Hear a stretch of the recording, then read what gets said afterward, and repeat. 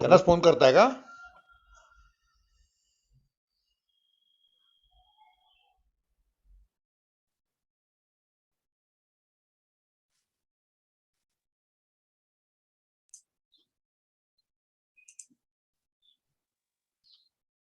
नमस्कार. थोडस तांत्रिक अडचण आल्यामुळं आपल्याला थोडासा उशीर झाला, याबद्दल खेद व्यक्त करते. सर्वांनी आपले ऑडिओ आणि व्हिडिओ कृपया बंद ठेवावेत अशी नम्र विनंती सर्वांना.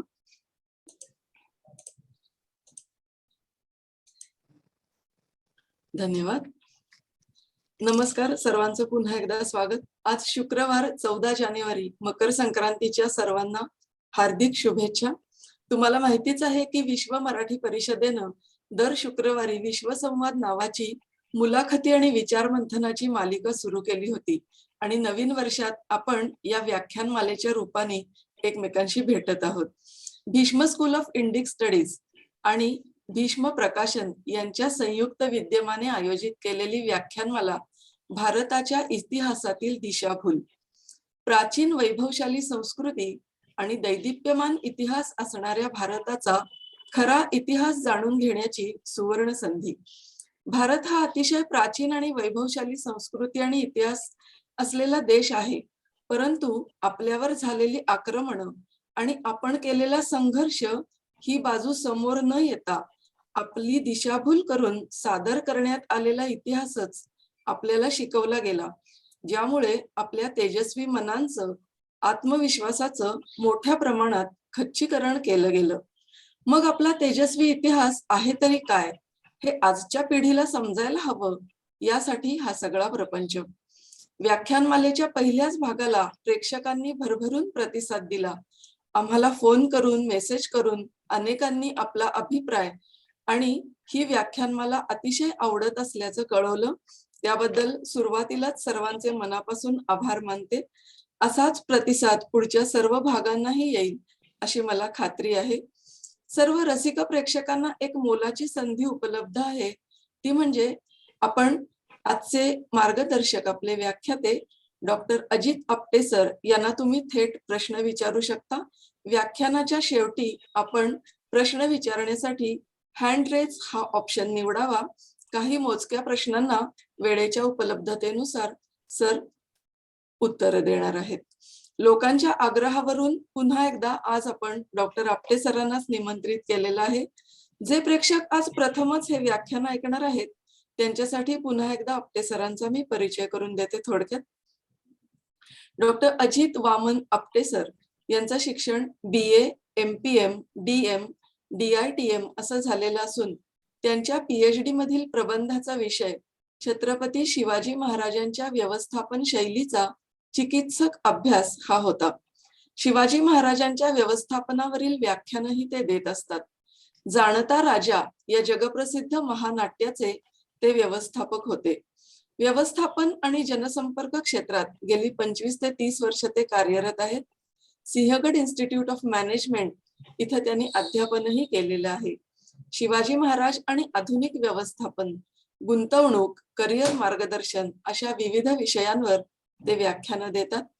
भारत भवन भोपाळ या संस्थेचे ते विश्वस्त आहेत. वारसा भ्रमण अर्थात हेरिटेज वॉकचं आयोजनही ते करतात. इंडियन कॉन्ट्रोवर्सीज या अरुण शौरी यांच्या पुस्तकाचा मराठी अनुवाद त्यांनी केलेला आहे. त्याचप्रमाणे Shri Shivray MBA finance, Shri Shivray IAS, Shri Shivray vice president HRD ही त्यांची राजहंस प्रकाशनातर्फे पुस्तकही प्रसिद्ध आहेत.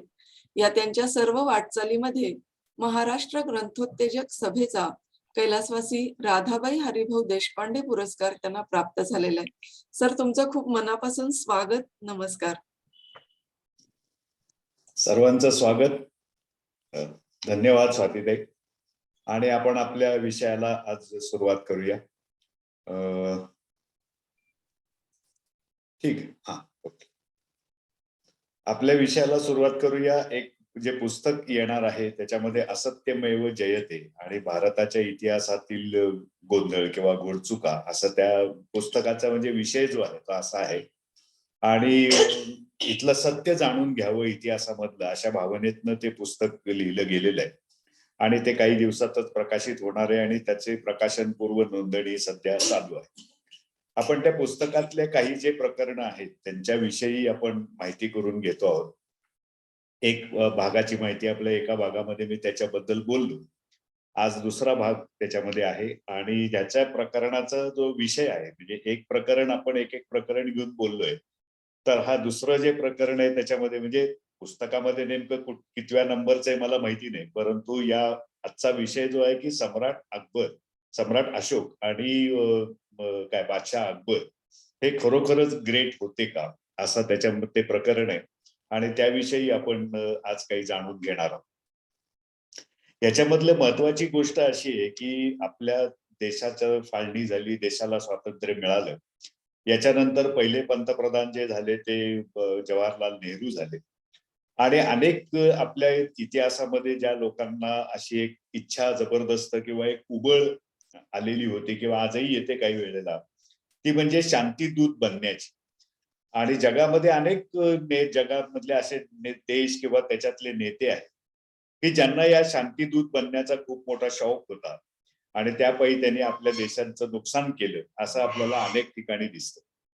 कारण शांतता जर तुम्हाला खरोखरच हवी असेल तर तुमची युद्धाची जबरदस्त तयारी पाहिजे. त्याच्याशिवाय तुम्हाला कोणी शांतता लाभू देत नाही.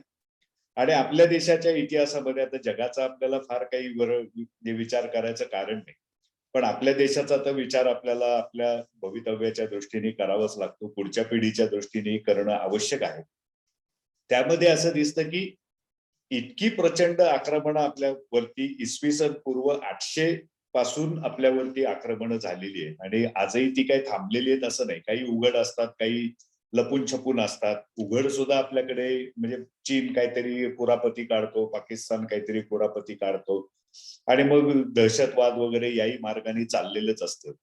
तरी आपल्याकडे बऱ्याच लोकांना ही शांतता पाहिजे, आपण जगामध्ये शांतीदूत बनलं पाहिजे असं अजूनही काही लोकांची ती इच्छा कमी होत नाही असं दिसतं. पण 2800 वर्षांइतकं किंवा जवळपास 3000 वर्ष त्याच्याही अगोदरचा भाग बघायला गेला तर ज्ञात इतिहासामधली आपल्यावरती 3000 वर्ष आक्रमण होत आहेत. अगदी आता परवाचं गलवान खोऱ्यातलं जे काही चीनचं अग्रेशन होतं किंवा त्यांनी आपले काही लोक मारले, आपण त्यांचे काही लोक मारले. आता त्यांनी आपले जास्त मारले का त्यांचे जास्त मेले हे फार महत्वाचं नसतं. म्हणजे जे लोक मेले त्यांच्याबद्दल दुःख आहे, विशेषतः आपले जे सैनिक 20-22 मारले गेले त्यांना आपण श्रद्धांजली वाहूनच पुढे जाऊ. परंतु एक राज्यकर्त्यांचा दृष्टिकोन म्हणून जो आपल्याला आतापर्यंत दिसलेला आहे म्हणजे या सगळ्या 3000 वर्षांमध्ये जो काही दिसलेला आहे त्याच्यामध्ये एक गोष्ट मला स्वतःला कायम खटकत आलेली आहे. म्हणजे आता इतक्या जुन्या लोकांच्या बद्दल तुम्ही योग्य किंवा अयोग्य, चांगलं किंवा वाईट काही बोललं तरी काही फरक पडणार नाही. परंतु कसं आहे की इतिहासाच्या बद्दल असं म्हणलं जातं की इतिहास हा गतकालचा निदर्शक आहे आणि भावी कालाचा वाटाड्या आहे. तर हा वाटाड्या म्हणून जो काही इतिहासाचा रोल आहे तो आपल्याला अतिशय महत्वाचा वाटायला पाहिजे, मला तरी वाटतो.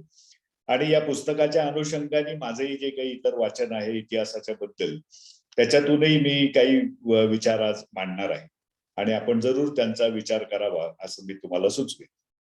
सगळ्याच गोष्टी तुम्हाला पटतील किंवा तुम्हाला पटल्याच पाहिजेत असा माझा बिलकुल आग्रह नाही. कारण इतिहासामध्ये थोडंसं सैलपणा असतो, म्हणजे काही गोष्टी तुम्हाला कळतात, काही गोष्टी कळत नाहीत.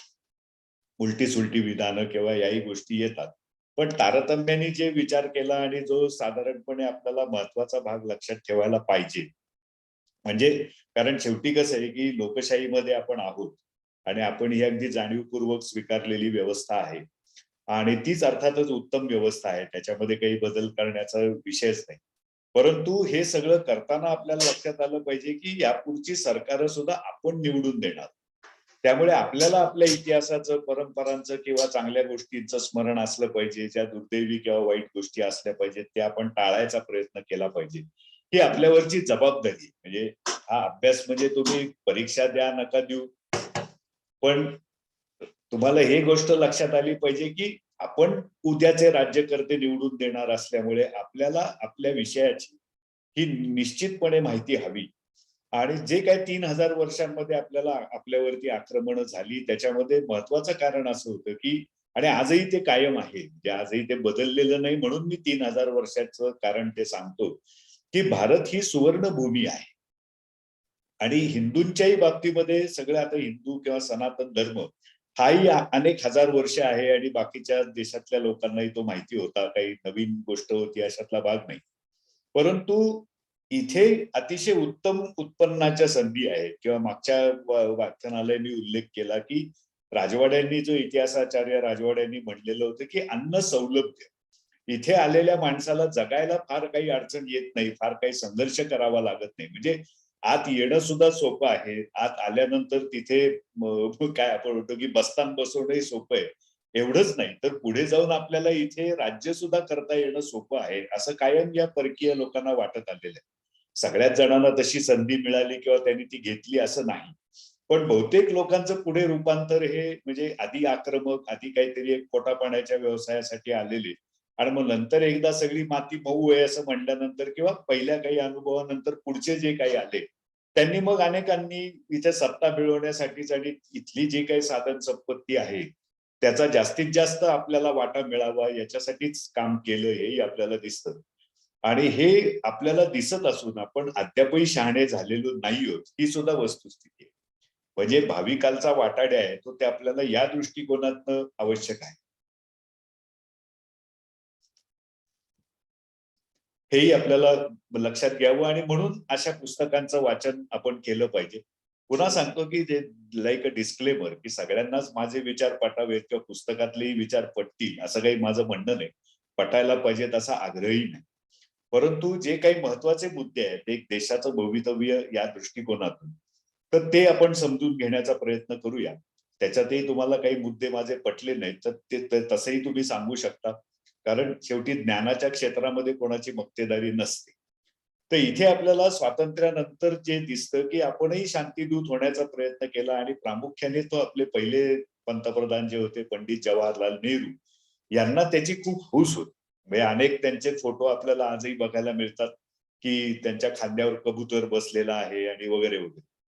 आणि मग ते शांतीदूत बनून कबुतरं उडवतायत, पांढरी शुभ्र कबुतरं उडवतायत असं अनेक वेळेला आपण पाहिलंय. पूर्वीच्या इंडियन न्यूज रील मध्ये सुद्धा आपण पाहिलंय आणि फोटो तर असंख्य तसे आहेत. आणि ते करताना त्यांना त्या इमेजचं का आकर्षण होतं हे कळलं नाही because that was the fatal attraction. आणि हे निश्चितपणे पुढे चीननी जी काय स्वारी केली त्याच्यामध्ये आपल्याला दिसून येतं. आणि त्यांच्या अलीकडचे जे कोणी आहेत आणि त्यांनी आपल्या एकूण इमेज बिल्डिंगसाठी म्हणजे आपली शांतीदूत ही जी काही प्रतिमा आहे ती मुळात निर्माण करायची आणि ती जास्तीत जास्त गडद करत न्यायचं हे नेहरूंनी सातत्याने प्रयत्न केले. त्यांचे जे काही अनुयायी असतील त्यांनी त्याच प्रकारे प्रयत्न केले. पण याला कुठेतरी एक प्रतीक शोधावी लागतात की ज्याच्याशी त्यांचं नातं जोडता येईल अशी इतिहासामधली प्रतीक शोधावी लागतात. तर त्याच्यासाठी त्यांनी जी निवड केलेली होती ती सम्राट अशोक आणि बादशाह अकबर यांची त्यांनी निवड केली. तर साधारणपणे अशोकाची निवड करणं ही त्यांच्या मागे एक भूमिका होती की त्यांनी जे काही अहिंसा स्वीकारली म्हणजे बौद्ध धर्म स्वीकारला आणि तो अहिंसावादी झाला हे एक प्रतीक त्यांनी निवडलं. आणि ते खूपच आधीच्या इतिहासातलं होतं. आणि मग काहीच जवळचं म्हणजे मध्ययुगीन इतिहासातलं त्यांनी अकबरांचं प्रतीक निवडलं सम्राट अकबर की ते म्हणजे सर्व धर्म समभाव. या हे दोन त्यांच्याकडे पायाभूत काही मुद्दे होते आणि त्याच्यासाठी त्यांना ती आपली इमेज त्या आधारे तयार व्हावी असं वाटत होतं. त्याच्यातलं शांतीदूत हे सगळ्यात आवडतं त्यांचं विशेषण असावं कारण तसा त्याचा त्यांनी जास्तीत जास्त प्रयत्न साधारणपणे 1962 सालापर्यंत केला. जे 47 ते 62 या 15 वर्षाच्या दीर्घ काळामध्ये त्यांची ही सगळी खटपट ही चाललेली होती. आणि ती बऱ्याच अंशी म्हणजे 100% ती वाईट होती असं आपण काही म्हणू शकत नाही. पण बऱ्याच अंशी आपल्याला ती जड गेली किंवा त्याचा तोटाच झाला हे आपल्याला दिसतं. कारण मुळात जी प्रतीकं होती तीही तितकीशी साजेशी नव्हती किंवा तितकीशी खरी नव्हती. आणि पुढे यांच्या वागण्यातूनही म्हणजे शांतीदूतपणाचा अतिरेक झाल्यानंतर काय झालं ते चीनकडनं आपण मार खाल्ल्यानंतर आपल्याला सगळ्यांनाच कळलं. आणि नंतर मग हा काही प्रतिमा सुधारण्याचा कार्यक्रमही एक प्रकारे बारगळला कारण इतक्या मोठ्या अपयशानंतर तुमची काही का प्रतिमा असे ना त्याला काही अर्थ राहत नाही. आणि पुढे दुर्दैवाने 2-1 वर्षामध्ये नेहरूंचं निधन पण झालं. परंतु हा एक खटाटोप आपल्याला दिसतो. आता त्याच्यामधल्या ऐतिहासिक गोष्टी या पुस्तकाच्या अनुषंगाने आपल्याला समजून घ्यायच्या आहेत. त्यातले एक आहे की अशोकाची जी काही प्रतिमा आहे की अहिंसक आणि गौतम बुद्धासारख्या शांततेचा प्रचार करणाऱ्या माणसाचा धर्म, त्यांचे विचार हे त्यांनी अवलंबले. याच्यामध्ये एक अगदी लक्षात घेण्यासारखी गोष्ट आहे की गौतम बुद्धांचा मोठेपणा किंवा बौद्ध तत्वज्ञानाचा मोठेपणा, चांगलेपणा याच्याविषयी आपल्याला कुठली टिप्पणी करायची नाहीये किंवा इतरही धर्मांचा अनुषंगाने इथे उल्लेख येईल त्या कुठल्याही धर्मतत्वांवरती आपल्याला टीका करायची नाही, त्याच्याशी काही असहमती वगैरे आपल्याला दर्शवायचे नाही. पण त्याचे काही जे परिणाम असतात ते मात्र आपल्याला समजून घ्यायचे आहेत आणि काय बदल करायला पाहिजे तेही भविष्यासाठी आपल्याला त्यातनं काही प्रेरणा मिळाली, काही एक क्लूज म्हणतो तसे काही जर आपल्याला मिळाले तर ते मात्र आपल्याला हवे आहे. आता अशोकांच्या बाबतीमध्ये म्हणजे सम्राट अशोक हा चंद्रगुप्त मौर्याचा नातू आणि चंद्रगुप्त मौर्यांचं मौर्य साम्राज्य जे होतं, जे चाणक्य आणि चंद्रगुप्तांनी मिळून निर्माण केलं, हे ज्ञात इतिहासातलं सगळ्यात मोठं साम्राज्य भौगोलिक दृष्ट्या आणि लष्करी दृष्ट्या. आणि मग त्याचाच वारसा सम्राट अशोकाला मिळाला. पण तो वारसा मिळवताना किंवा त्याच्या एक काय चंद्रगुप्त मौर्यानंतर बिंदुसार आणि बिंदुसारांचा मुलगा अशोक अशी प्रकारची ही एक आपण म्हणतो की हा वारसा आहे. पण तो जो अशोकाच्या बद्दल सांगितलं जातं की तो अहिंसेचा पुजारी होता आणि शांततेचं प्रतीक होता वगैरे, तर तसं काही अशोकाच्या याच्यामध्ये प्रत्यक्ष वारसाच्या बाबतीमध्ये तरी आपल्याला दिसत नाही. आणि वारसा दिसत नाही म्हणजे कसं की he was not the chosen, काय आपण म्हणतो की हेअर ऍपरंट.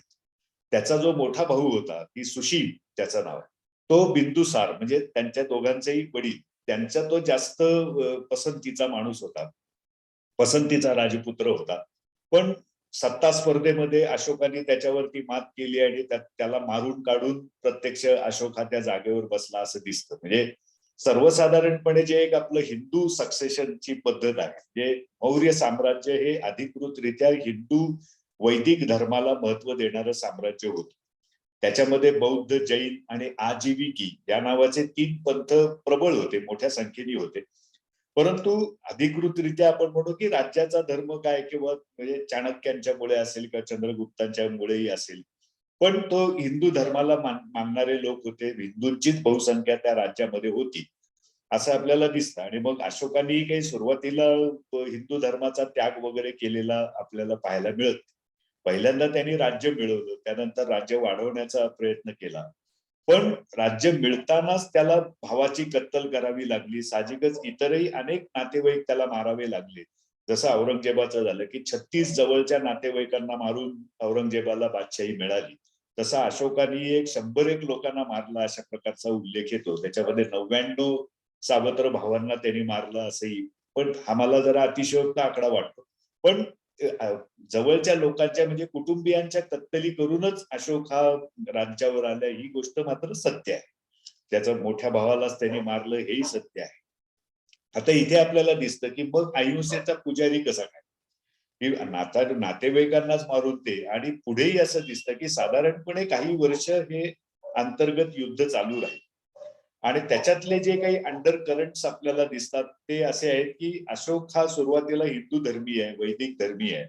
पण त्याच्या दरबारामध्ये जी मंडळी आहेत म्हणजे जसं त्यांचे आजोबा म्हणजे चंद्रगुप्त मौर्य यांच्या बाबतीमध्ये असं सांगितलं जातं की त्यांनी पुढे आयुष्याच्या अखेरीला एक प्रकारे निवृत्ती किंवा वानप्रस्थाश्रम स्वीकारला. खरं तर निवृत्तीच स्वीकारली आणि त्यांनी जैन धर्माचा काय आपण की ते अनुयायी झाले.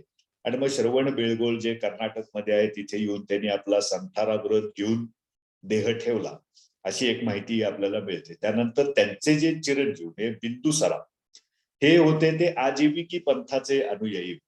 आणि अशोक हा हिंदू याच्यामध्ये सुरुवातीला ते म्हणजे राज्य मिळताना ते. आता तुम्ही म्हणाल की हे आजीविकी काय आहे, तर आजीविकी हा एक नियतीवादी पंथ आहे आणि तो असं सांगतो की सगळं काही पहिलं म्हणजे प्रारब्धवादी असं म्हणता येईल की सगळं काही पहिल्यापासून ठरलेलं आहे आणि आपण काही फार करू शकत नाही अशी एक नियतीवादी भूमिका त्या आजीविकी पंथाची होती. आणि जैन आणि आजीविकी हे दोन्ही अशोकाच्या विरुद्ध होते. आणि मग ते त्याला म्हणतो की सत्ता संघर्षामध्ये माणसं काही ना काहीतरी पवित्रे घेत असतात. तसं मग पुढे अशोकांनी बौद्ध धर्माचा स्वीकार केला.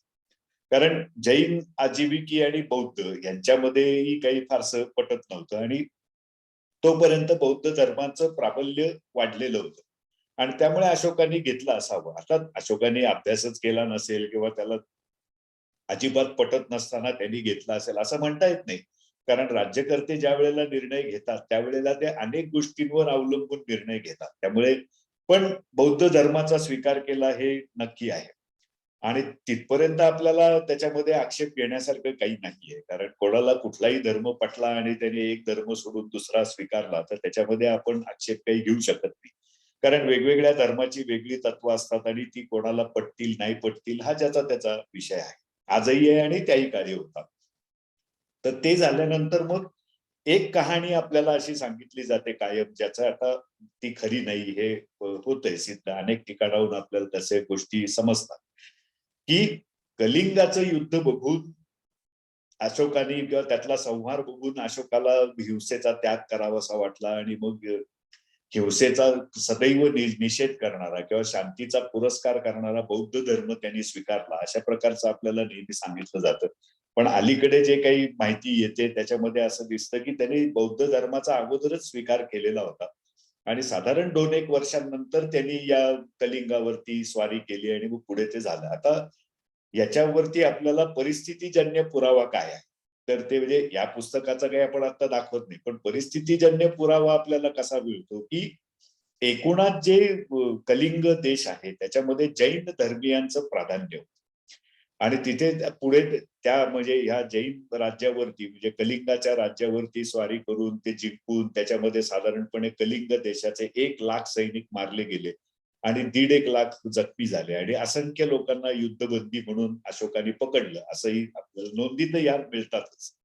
आणि नंतर असं दिसतं की त्याचा सूड घेऊन म्हणून कलिंग देशाचा खारवेल नावाचा राजा होता त्यांनी परत मगधवरती हल्ला केला. तो अर्थात अशोकाच्या नंतर केला आणि ते त्यांनी हल्ला करून आपल्या काही जैन मूर्ती ज्या अशोकाने तिकडनं आणलेल्या होत्या पाटलीपुत्रला त्या त्यांनी परत मिळवल्या असेही आपल्याला उल्लेख इथे सापडतात. त्यामुळे पहिलं हे अहिंसेसाठी बौद्ध धर्म स्वीकारला का तर त्याला फार मोठा आधार काही सापडत नाही. आणि दुसरा जो अंतर्गत मी तुम्हाला सांगितलं की आजीविके आणि जैन या 2 धर्मांचं किंवा पंथांचं, आजीविके हा पंथच म्हणायला पाहिजे, तर त्यांचा विरोध होता अशोक. त्यामुळे मग ते बौद्ध धर्म स्वीकारताना साहजिकच ते 2 जे राजकारणामध्ये किंवा दरबारामध्ये गट असतील त्यांना कुठेतरी निष्प्रभ करणं हा सुद्धा एक भाग त्याच्यामध्ये असू शकतो. कारण ज्या हिरिरीने अशोकाने कलिंगाचं राज्य जिंकून घेतलेलं आहे त्याच्यामधून ती गोष्ट लक्षात येते की एवढं करायचं कारण काय होतं, एवढी प्रचंड लढाई करण्याचं कारण काय होतं. तर राजकीय शत्रूंना कदाचित आपल्या दरबारात मधल्या जैन लोकांना इकडनं कलिंगाकडून मदत मिळत असावी हा सुद्धा संशय असू शकतो आणि त्याप्रमाणे मग त्याचा प्रतिकार किंवा त्याचा सूड घेणे हाही एक उद्देश असू शकतो. आणि आपल्याला अशोकाचं शांतीचं धोरण त्याच्या शिलालेखांवरनं मिळतं. म्हणजे प्रिन्सेप सारख्या इंग्रज इतिहासकारांनी सुद्धा ते म्हटलेलं आहे किंवा त्याच्या शिलालेखांचा अभ्यास करूनच त्यांनी काही खरोष्टी लिपीत आहेत काही ब्राह्मी लिपीमध्ये आहेत 3-1 लिपींमध्ये ते सापडतात आणि देशभर सापडतात. म्हणजे मौर्य साम्राज्य खरोखर पूर्ण भारत व्यापणारं होतं आणि पूर्ण भारत म्हणजे आजच्या अफगाणिस्तान पासून खालपर्यंत व्यापणारं होतं हेही आपण इथे समजून घेतलं पाहिजे. आणि मग त्याच्यामध्ये आजचा बांगलादेश आजचा पाकिस्तान वगैरे यांचाही भाग येतोच. आणि एवढ्या मोठ्या याचा सम्राट होणं हे अशोकाला जितकं भूषणावं होतं तसं त्यांनी राज्य प्राप्तीसाठी आणि नंतर सुद्धा राज्य टिकवण्यासाठी ज्या पद्धतीने त्यांनी कत्तली केल्या म्हणजे राजपुत्रा असताना सुद्धा आणि नंतर सम्राट झाल्यानंतर सुद्धा अशोकांनी काही कुठे खंड पडलेला आहे असं दिसत नाही. पण समजा कलिंगाच्या युद्धानंतर किंवा अजून कशाची तरी उपरती होऊन बौद्ध धर्म स्वीकारला शांतीचं धोरण पत्करलं असं जरी आपण मान्य केलं तरी सुद्धा एक गोष्ट आपल्याला इथे खटकते की त्याचं सुद्धा शांतीदूत असणं हे मौर्य साम्राज्याला पर्यायाने भारताला, कारण त्यावेळच्या याच्यामध्ये मौर्य साम्राज्यामध्ये जवळपास सर्व भारताचा समावेश आहे किंवा होता. थोडे इकडे तिकडे काही लोक स्वतंत्र असतील पण जास्तीत जास्त सत्ता जी होती ती मौर्य साम्राज्याची होती. आणि या अशोकाच्या या शांतीप्रिय धोरणामुळे आपल्याला असं दिसतं की 50 वर्षाच्या आत हे मौर्य साम्राज्य लयाला गेलं.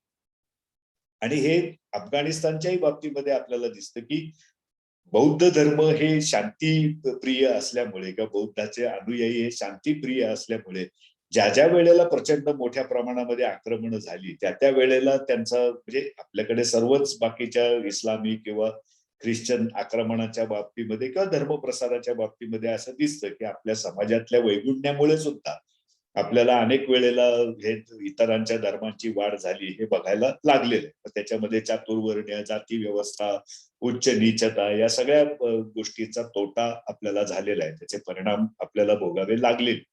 म्हणजे सदैव काही परक्या लोकांना दोष देऊन आपली सुटका होत नाही. आपल्याही चुका आपण जाणून घ्यायला पाहिजे.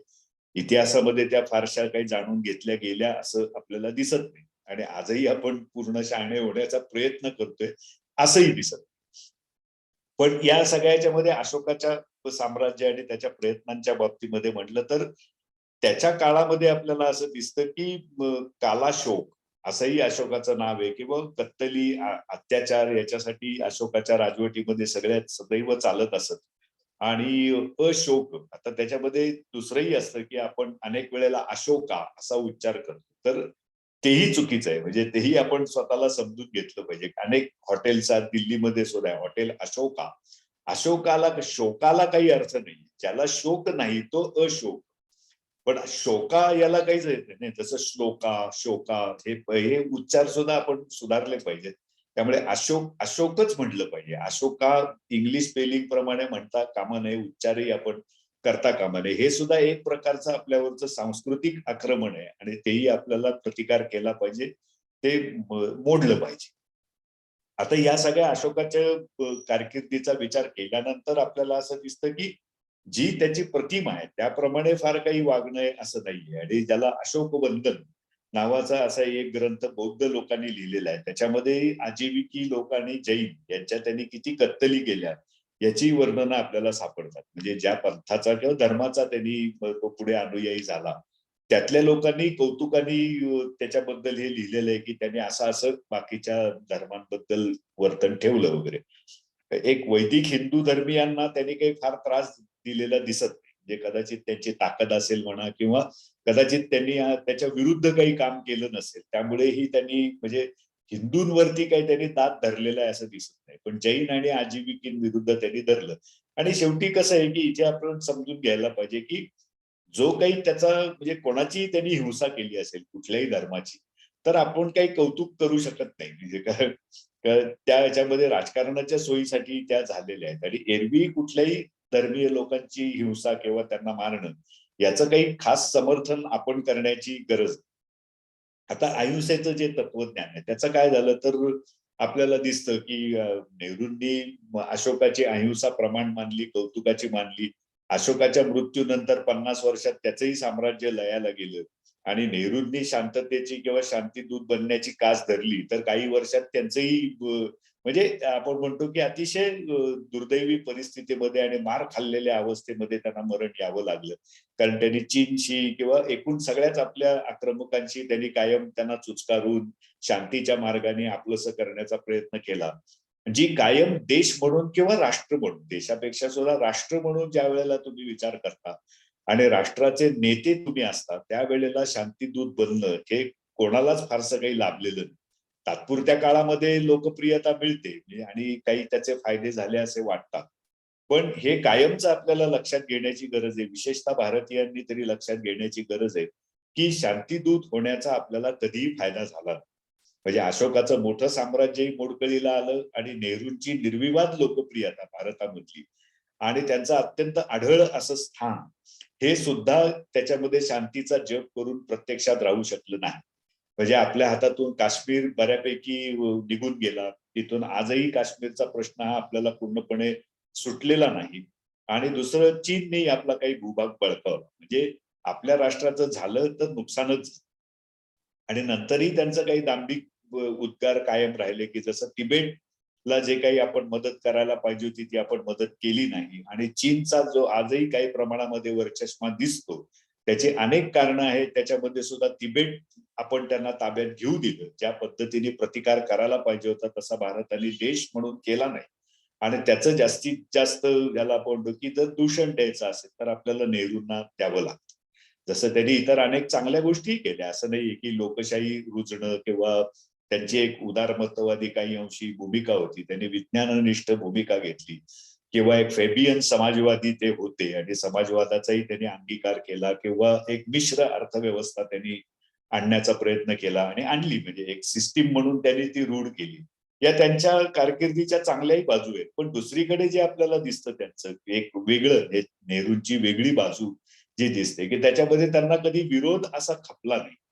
आणि काही अंशी ते म्हणजे जसं पाकिस्तानमध्ये 1956 साली लष्करी क्रांती झाली आणि लोकशाहीवादी लोकांना बाजूला ठेवून अयूब खान पासून पुढच्या अनेकांनी म्हणजे ते लष्कर, आणि आजही ते दिसतं तुम्हाला की इम्रान खान हे बाऊल आहे, पण बाजवा जो लष्कर प्रमुख आहे तोच आज खरा पाकिस्तान चालवतो. आणि पुन्हा दुसऱ्या बाजूला असंही आहे की बाजवाला अमेरिका नाचवते किंवा चीनही काही प्रमाणामध्ये नाचवते. तर ते कुठेतरी नेहरूंनी जरुरीपेक्षा जास्त गांभीर्याने घेतलं असं वाटतं, आणि त्यांनी सतत लष्कराला म्हणजे आपल्यापेक्षा खूप दुय्यम किंवा जरुरीपेक्षा जास्त दुय्यम भूमिका देण्याचा प्रयत्न केला. आणि त्यांनी तर रॉय बुचर नावाचा जो आपला पहिल्यांदा लष्कर प्रमुख होता तो ब्रिटिश होता, त्याला नेहरूंनी सांगितल्याचं म्हणजे बुचरनी स्वतः म्हणलेले की ते एकदा त्याला म्हणले की बुचर साहेब, आपल्याला सैनिकांची काय गरज आहे, आपल्याला काही गरज नाही, आपल्याला पोलीस सुद्धा पुरे आहेत. आता हे किती मूर्खपणाचं विधान आहे हे लगेच काश्मीरी टोळीवाल्यांनी आपल्याला दाखवून दिलं, चीननी नंतर दाखवून दिलं. त्यामुळे लष्कराशिवाय म्हणजे लष्करी तयारी असल्याशिवाय, म्हणजे जे मगाशी मी म्हणलो होतो की जबरदस्त लष्करी तयारी असल्याशिवाय तुम्हाला शांतता लाभतच नाही. शांततेचा जप करून शांतता कोणाला लाभलेली नाही, तर त्याला ताकदच लागते. आणि हेही आपल्याला चाणक्याच्याही उदाहरणावरनं दिसतं, चंद्रगुप्ताच्या उदाहरणावरही दिसतं, आणि त्याचा नातू अशोकाच्या उदाहरणावरही दिसतं की जोपर्यंत त्यांची शमशेर तळपत होती तोपर्यंत त्यांना शांतता मिळाली, आणि जेव्हा त्यांनी ती तलवार म्यान केली तस तसं अशांतता त्यांच्याकडे वाढायला लागली, आक्रमणं वाढायला लागली. आणि अशोकाच्या काळातच अनेक ठिकाणी बंडाळी होऊन आणि मग त्याचा प्रतिकार नाही वगैरे असं म्हणल्यानंतर हे लोकांच्याही लक्षात आलं की अरे हा शांतीची जपमाळ घेऊन बसलेला आहे, म्हणजे आपण जर काही बंडखोरी केली किंवा एक बेईमानी केली तर आपलं काही मुंडकं कापलं जाण्याची शक्यता नाही, आपल्याला काही फार गंभीर शिक्षा होण्याची शक्यता नाही. असे ज्या वेळेला चुकीचे दिलासे मिळतात त्यावेळेला निश्चितपणे राष्ट्र म्हणून त्याला हळूहळू घरघर लागते किंवा हळूहळू घसरण सुरू होते, ही आपल्याला नेहमीच जाणवत आलेलं आहे. आणि हे सगळे राजकीय पवित्रे सुद्धा त्याच्यामध्ये होते, हेही आपल्याला समजून घेणं अतिशय गरजेचं आहे. की म्हणजे शांततेची जपमाळ करणं किंवा काही हे जरी तात्विक दृष्ट्या बरं वाटलं, टाळ्या घेण्यासाठी ही वाक्य बरी वाटली, तरी ज्याला स्टार्क रियालिटी म्हणतात ते जमिनी वास्तव हे मात्र बहुतेक वेळेला त्याच्यापेक्षा वेगळं असतं. आणि आज पाकिस्तानची तुरतूर कमी झालेली आहे, ती का तर आपण लष्करी ताकद वाढवली म्हणूनच. अगदी कारगिल पर्यंत आपण 4 युद्ध पाकिस्तानची लढून जिंकली, पण तीच हरली असती तर काय झालं असतं याचा विचार आपल्याला धडकी भरवणार आहे. आणि ते लष्करामुळेच आपलं काय जे आपण इब्रत राहिली किंवा आपला जो काही उरला सुरला देश आता तुकडे गेलेले आहेत त्यांनी, काश्मीरचे काही चीननी काही केलं ते मी मगाशी बोललो ते अजूनही काही आपण परत देऊ शकलेलो नाही, कारण तितकं आपलं लष्कर आज ताकदवान झालं नाही. आणि त्याच्याच बरोबरीने आपली नीती सुद्धा बळकट झालेली. अगदी अटल बिहारी वाजपेयीच्याही काळामध्ये कारगिलचं युद्ध झालं, ते आपण युद्ध जिंकलं, पण अगोदर गुप्तचर यंत्रणेचं अपयश हेही त्याला जबाबदार होतं. आणि ज्या वेळेला या अपयशावरती मात करून आपल्या काही सैनिक मारले गेले, काही हजार जखमी झाले, म्हणजे तितकी कुटुंब आपली उद्ध्वस्त झाली, पण त्यानंतर सुद्धा आपली जी नीती राहिली की कारगिलच्या युद्धानंतर जे सगळे म्हणजे महत्वाची जी शिखरं आपल्या सैनिकांनी परत काबीज केली, त्याच्यानंतर त्यांना दिसत होते की सगळे पाकिस्तानी सैनिक पळून चाललेले आहेत, पण त्यांच्या भूमीत घुसून आपण त्यांना मारलं नाही. त्यामुळे परत आज पाकिस्तान कुठे ना कुठेतरी दंड थोपटून उभा राहण्याचा प्रयत्न करतोच आहे. आता 20 एक वर्षात बरंच पाणी वाहून गेलेलं आहे, पाकिस्तानची अर्थव्यवस्था खिळखिळी झाली आहे, त्यामुळे आता ते काही पुन्हा असं साहस करतील नाही करतील आपल्याला माहिती.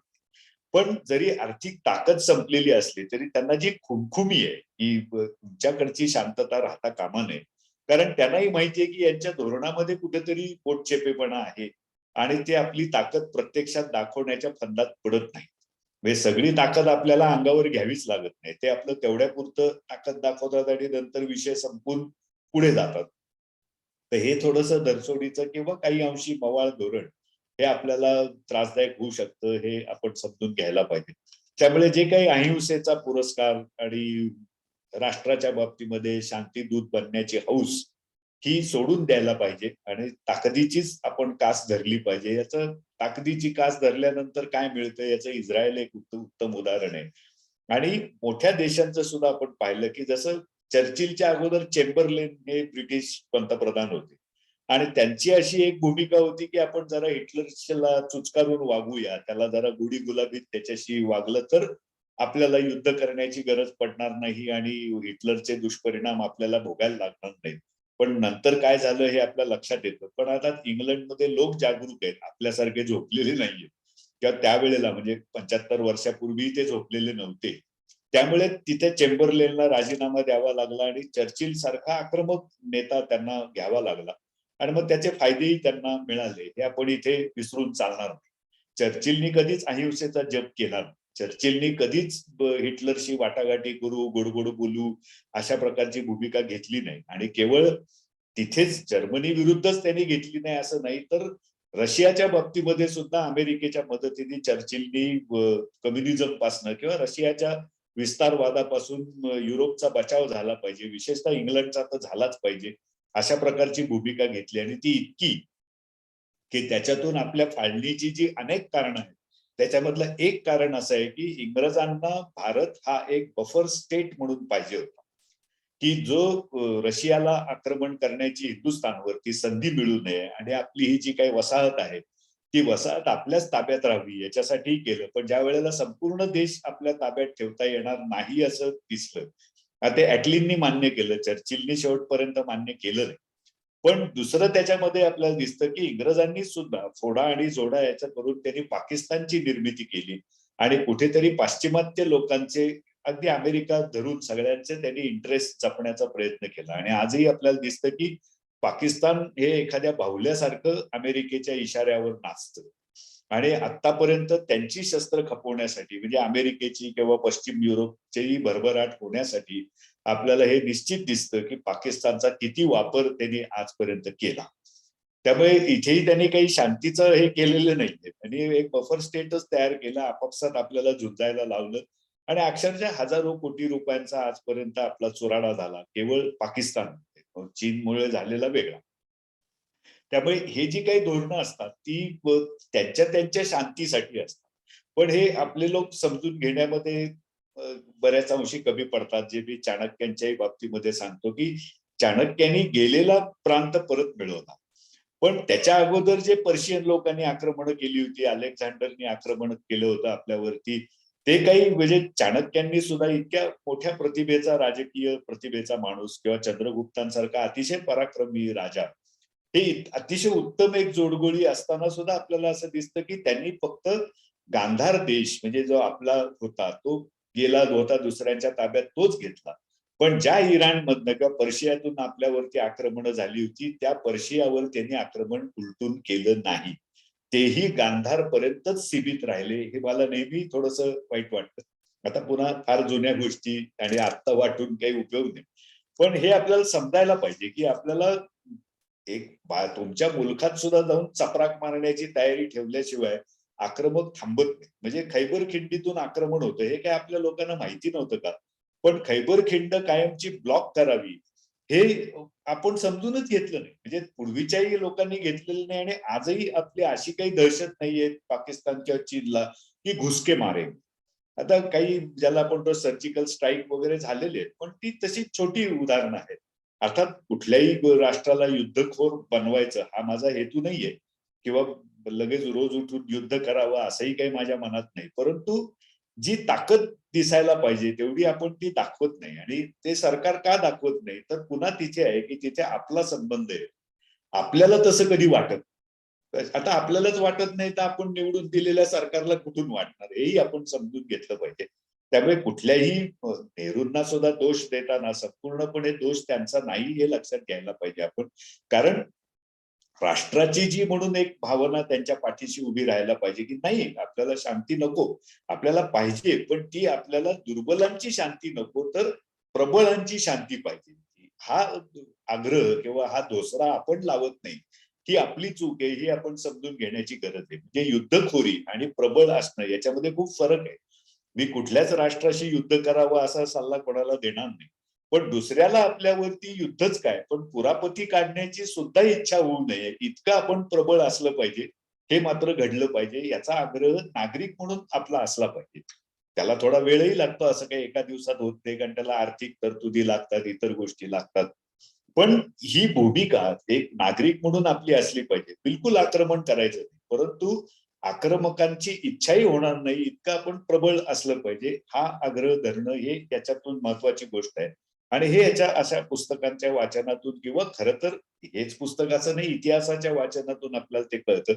तेही आपण लक्षात घ्यायला पाहिजे. दुसरं इथे आहे की म्हणजे नेहरूंनी जे आपलं इमेजचा प्रश्न केला त्याच्यामध्ये किंवा त्यांनी अकबराची निवड केली किंवा त्यातल्या त्यात तो म्हणजे कमी काय आपण म्हणतो की त्यातल्या त्यात म्हणजे दगडापेक्षा वीट मऊ असं त्यांनी अकबराला केलं. आणि मग आपल्याकडे असे पुष्कळ इतिहासकार आहेत की जे सरकारला पाहिजे तसं लिहित असतात. आणि विशेषतः मार्क्सवादी इतिहासकारांनी खूप लिहिलेलं आहे. अगदी अलीकडचं आपल्याला जे दिसतं की गर्हणीय उदाहरण आहे की मुसलमान जेवढे जोरात बोलणार नाहीत राम मंदिराच्या विरुद्ध तेवढे आपल्याकडचे मार्क्सिस्ट बोललेले आहेत. आणि पुन्हा गंमत आहे बघा की त्यांना जेव्हा विचारलं गेलं कोर्टामध्ये की तुम्ही पुरातत्व मधले काही तज्ज्ञ आहात का, तर ते म्हणले नाही. ते म्हणले तुम्हाला फारसी भाषा येते का, की ज्याचं म्हणजे मुसलमानी आमदानीमध्ये फारसी भाषा होती. ते म्हणले आम्हाला फारसी पण येते. मग ते म्हणले तुम्ही संस्कृत पंडित आहात का, ते म्हणले आम्ही तेही नाही. पण तरी ते असं सांगत होते की इथे काही नाहीये आणि इथे याच्या खाली काही नव्हतं, म्हणजे मंदिर बिंदिर काही नव्हतं असं ते सांगत होते. आणि ज्या वेळेला उत्खनन झालं त्यावेळेला नेमकं त्याच्या विरुद्धचं सापडलं की पूर्वीच्या मंदिराचे अवशेष सापडले. ते नंतर एका पुरातत्व वेत्त्यांनीच कोर्टामध्ये साक्ष दिली आणि मग ते सिद्ध झालं. पण तोपर्यंत दादांत खोटं बोलत होते. आणि अनेक केजीबीच्या लोकांचे पुस्तकं आहेत की ज्यांनी त्या आपल्या या सगळ्या लोकांबद्दल लिहिलेलं आहे की आम्ही कसं केजीबीचे एजंट म्हणून दिल्लीमध्ये प्रभावी होतो आणि मार्क्सवादी विचारसरणीचे किती लोक आमच्या कच्छपी लागलेले होते. आणि मग रशियाची फुकट सैर किंवा सोव्हिएत लँड पुरस्कार किंवा इतर काही संधी म्हणजे अशा यांनी आम्ही कसं लोकांना फिटवत होतो अशी काही पुस्तकही आपल्याकडे आलेली आहेत. त्यामुळे हे सगळं आपल्याला जाणून घेण्याची गरज आहे. आणि मग इरफान हबीब, रोमिला थापर अशी त्यातली मोठी नावं आहेत की ज्यांनी कायम असं दाखवण्याचा प्रयत्न केला की नाही नाही हे मुस्लिम अतिशय सहिष्णू होते, हे होते ते होते, त्यांनी काही इथे काही म्हणजे मंदिरं पाडली नाहीत, पाठवापाठवी केली नाही, हिंदूंच्या कत्तली केल्या नाहीत किंवा केल्या असतील तर अगदीच कुठेतरी म्हणजे कोपऱ्यामध्ये वगैरे वगैरे. किंवा ते आता याही बाबतीमध्ये असं बरंच काही काही सांगत असतात की जे प्रत्यक्ष इतिहासामध्ये म्हणजे मी इथे या पुस्तकाच्या संदर्भात आणि एरवी म्हणेन की अनेक जे परदेशी लोकांनी म्हणजे जे हिंदूही नाहीत, बौद्धही नाहीत आणि काही मुसलमानांचे खास विरोधक असंही नाही, पण त्यांनी जे अनेक बाबतीमध्ये अनेक ठिकाणी लिहून ठेवलेले वेगवेगळे पोर्तुगीज लोकांनी लिहून ठेवले, इंग्रज लोकांनी लिहून ठेवले की हिंदूंची किती मंदिरं यांनी पाडली, किती अत्याचार केले, किती काय काय केले, हे सगळं लिहून ठेवलेलं आहे. आणि इथे अनेक वेळेला असं म्हणजे अकबराला बेनिफिट ऑफ डाऊट असा दिला जातो की त्याने राजपुतांशी सलोख्याचे संबंध जोडले वगैरे असं सांगितलं जातं. तिथे सुद्धा आपल्याला राजकारणी बाजूही समजून घ्यायला पाहिजे आणि जमिनी वस्तुस्थिती सुद्धा समजून घेतली पाहिजे. ते महत्वाचं आहे. ते काय आहे किंवा काय होतं. तर ज्या वेळेला अकबर हा प्रत्यक्ष म्हणजे राज्यावरती आला त्यावेळेला तो 13-14 वर्षाचा मुलगा आहे. आणि तो कसा वागलाय आपल्या बरोबरच्या लोकांची हे जर आपण लक्षात घेतलं तर तो फार म्हणजे उदार होता, सहिष्णू होता वगैरे असं आपल्याला वाटणं शक्य नाही. पहिल्यांदा त्याचा जो मेंटॉर होता त्याचं नाव होतं बेहराम खान. आणि त्यांनी इमानदारीत म्हणजे हुमायूनच्या मृत्यूनंतर अकबराला त्या जागेवर बसवलं. त्यांनी काही स्वतः तिथे जाऊन बसण्याचा प्रयत्न केला नाही. आणि त्यांनी या 13-14 वर्षाचं पोरग तसं बघायला गेलं तर. पण त्यांनी त्याच्याशी इमानदारी दाखवली, त्याचा मेंटॉर म्हणून त्यांनी कामगिरी चांगली केली. आणि मग पहिल्यांदा ज्या वेळेला मारामारी झाली किंवा ती पानिपतचं काय दुसरं युद्ध झालं आणि त्याच्यामध्ये मग त्या हेमचंद्र विक्रमादित्य उर्फ हिमू याला मारलं आणि म्हणजे प्रत्यक्षात तो जखमी झाला, त्याच्या डोळ्यात बाण मारला आणि मग तो हत्तीच्या हौद्यामध्ये कोसळला. आणि मग ते त्याचे लोक पळून गेले आणि तो पराभूत झाला. तर त्याचं डोकं कापलं आणि ते भाल्याच्या टोकावर नाचून सगळ्यांना दाखवलं गेलं. याला क्रौर्यच म्हणतात. याला काही सहिष्णुता किंवा औदार्य म्हणत नाही. ते नसतं केलं तरी चाललं असतं ना, कारण त्याचे सैनिक पळूनच गेले होते, युद्धात विजय झालेलाच होता. इतकं त्याला वेड्या वाकड्या पद्धतीने नाचवायची काही गरज नव्हती. पण तेही अकबराच्या काळामध्ये झालेलं आहे. नंतर ज्या बेहराम खानाने हे सगळं त्याला मदत केली त्याला आपली आई आणि आपली ताई यांच्या सांगण्यावरनं अकबराने मक्केला पाठवून दिली. म्हणजे काय, त्याला सक्तीने रिटायर केलं आणि पुढे त्याच्या मृत्यूचीच बातमी आली. म्हणजे कदाचित अकबराने तो काटा काढला असेल, पण मक्केला पाठवणं याचाच अर्थ सेंट इन एक्साईल. म्हणजे आपला जो मेंटॉर आहे ज्याने आजपर्यंत लहानपणापासून आपल्याला सांभाळलं, आपल्याला बादशाह बनवलं, त्यालाही अकबर मक्केला पाठवून देतो याचा अर्थ आपण समजून घेतला पाहिजे. आणि त्याला असं सांगितलं जातं त्याबाबत किंवा त्याची आई आणि ती ताई या दोघींनी सांगितलं म्हणून त्यांनी बेहराम खानाला राजकारणातनं बाजूला केलं. पुढे या दोन आई किंवा दाई यांनाही अकबराने बाजूला केलं आणि सर्व सूत्र स्वतःकडे घेतली. आणि त्यावेळची जी काही आपल्याला परिस्थिती समजून घ्यायची आहे की त्याच्यामध्ये एकूण मुसलमानांच्या संपूर्ण राजवटींमध्ये म्हणजे अकबराच्या बाबतीत आपण जास्त बोलतोय की दुराणी म्हणजे अफगाणी, तुराणी म्हणजे तुर्क आणि इराणी म्हणजे शिया. हे इराणी म्हणजे इराणमधून आलेले शिया हे जे सरदार असायचे त्यांचं एकूण मुघल दरबारामध्ये मोठं प्राबल्य होतं. हे संख्या आणि ताकद या दोन्ही दृष्टीने होतं. त्यातल्या दुराणी म्हणजे अफगाणी लोकांना पराभूत करूनच मुघलांनी सत्ता बळकवलेली होती. म्हणजे बाबर आणि इब्राहिम खान लोदीला पानिपतच्या पहिल्या युद्धात हरवलं. त्यानंतर हुमायूनला शेर शाह सुरी त्यांनी पळवून लावलं कारण तो पठाण आणि हे मुघल. म्हणजे पठाण आणि मुघल हे कधीच त्यांचं आपापसात जमलं नाही. शिया आणि सुन्नी कधी त्यांचं जमलं नाही. तर त्यामुळे कसं आहे की या दुराणी, तुराणी, इराणी यांचं दरबारातलं वर्चस्व कमी व्हावं म्हणून अकबराने राजपुतांना हाताशी धरलं. हे आपल्याला समजून घेणं आवश्यक आहे. त्यांच्या हिंदू धर्माविषयी त्याचं चांगलं मत होतं किंवा प्रेम होतं असं त्याच्यामध्ये बिलकुल कारण. It was all A political decision. आणि त्याच्यामध्ये राजपुतांचं सुद्धा त्यांनी काय केलं हेही आपण समजून घेण्याची गरज आहे की ते जे त्यांनी त्यांच्याशी नातेसंबंध जोडले ते एकतर्फी नातेसंबंध जोडले. त्यांच्या मुली आपल्या जनानखान्यामध्ये घेतल्या पण आपल्या मुली त्यांच्याकडे दिल्या नाहीत. दुसरी गोष्ट की त्यांनी जरी राजपुतांना आपल्या सरदारांमध्ये मान दिलं तरी सुद्धा एक पॉवर इक्वेशन म्हणजे बॅलन्स ऑफ पॉवर करण्यासाठी त्यांनी या 3 मुस्लिम आपल्या दरबारातले जे सरदार आहेत त्यांना कोणीतरी एक बॅलन्सिंग ताकद पाहिजे म्हणून त्यांनी राजपुतांना घेतलेलं आहे. राजपुतांच्या विषयी प्रेम आहे म्हणून नाहीये. आणि ते कसं ते आपल्याला पुढे दिसतं की हे जे काही लोक सरदार झाले त्यांचं राजेपण कागदोपत्री अकबरांनी कायम ठेवलं. पण त्यांनी राजपुतांना कसं वागवलं ते समजा आपण राजपूत होत असं म्हणलं तर काय पद्धत असायची की आपण आपलं घर हे बादशाला सरेंडर करायचं. म्हणजे कालपर्यंत आपण मालक असलेल्या ठिकाणी आज आपण वहिवाटदार किंवा भाडेकरू व्हायचं. मालक अकबर बादशहानी व्हायचं आणि आपण त्याची चाकरी करायची. आणि त्याच्या बदल्यात तो काय उदारपणे द्यायचा की आपली मुलगी स्वीकारायचा आणि फार तर आपला धर्म आपल्याला पाळू द्यायचा. पण तो सुद्धा कितपत पाळायचा की तो डोळे वटारत नाही तोपर्यंत. नाहीतर मग तेही तुम्ही करायला नाही पाहिजे. आणि कुठल्याही राजपूत सरदाराला की पुढे आपल्याला मिर्झा राजा जयसिंहापर्यंत दिसतं की फारशी काही किंमत त्यांना डिसिजन मेकिंग मध्ये होती असं नाही. फक्त बाकीच्या इंटरनल जे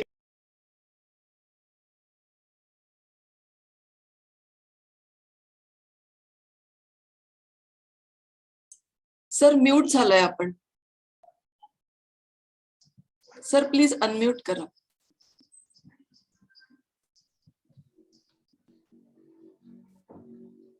हॅलो सर अनम्यूट करा.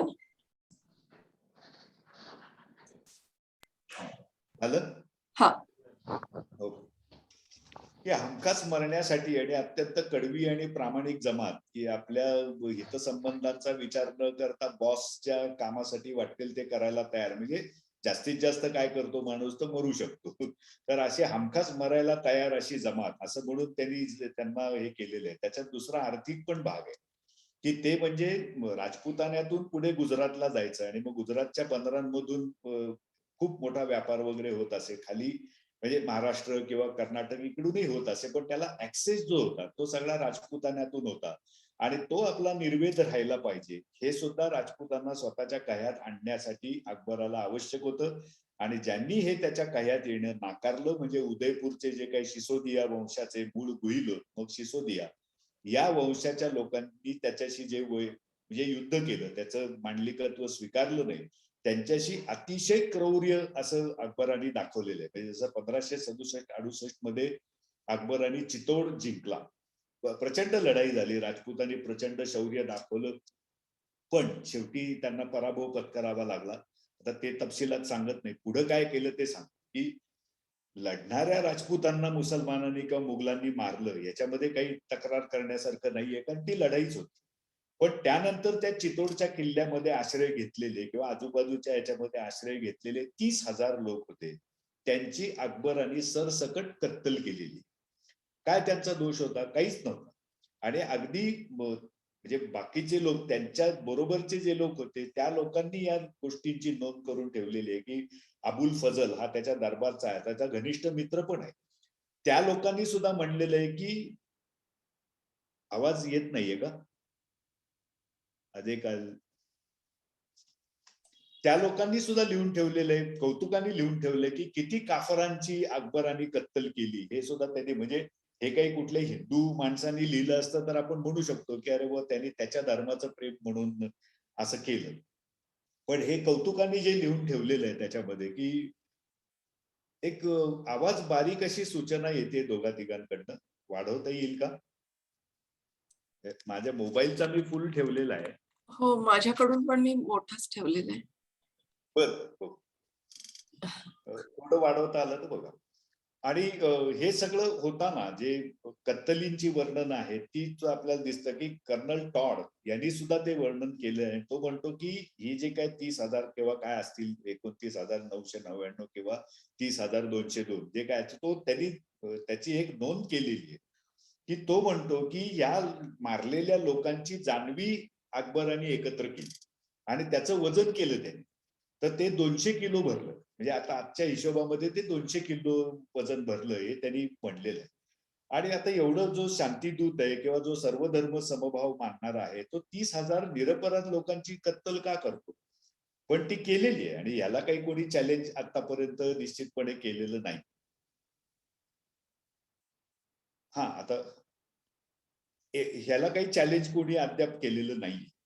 आणि मग नंतर सुद्धा ज्या पद्धतीने राणा प्रतापच्या मागे अकबर लागला तेही आपल्याला दिसतं. राणा प्रतापांनी किती शौर्याने आणि धैर्याने प्रतिकार केला तेही आपल्याला दिसतं. पण नंतरच्या काळामध्ये सुद्धा अत्यंत शौर्य दाखवल्यानंतर किंवा खूप एक प्रकारचं काय आपण म्हणतो, की निश्चयीपणा दाखवल्यानंतर सुद्धा उदयपूरच्या राण्यांना शेवटपर्यंत एकाच गोष्टीवर समाधान मानावं लागलं, की त्यांना आपली मुलगी कधी मुघलांकडे द्यावी लागली नाही. पण बाकी मग त्यांनाही नंतरच्या काळामध्ये त्यांनी मांडलिकच बनवलं, प्रत्यक्ष अप्रत्यक्षरित्या मांडलिक बनवलं. आणि तिसरी, अकबरांनी अतिशय या राजपूत आणि सगळ्याच मनसबदारांच्या बाबतीमध्ये घाणेरडी गोष्ट केली, की जे मोगलाई मधलं एक वाईट होतं, की जे जे काही या मनसबी किंवा काय जहागिरी वगैरे दिल्या जायच्या त्याच्यामध्ये असं होतं, की त्यांच्या मृत्यूनंतर या सगळ्या जहागिरी जप्त करण्याचा बादशहाला अधिकार असे.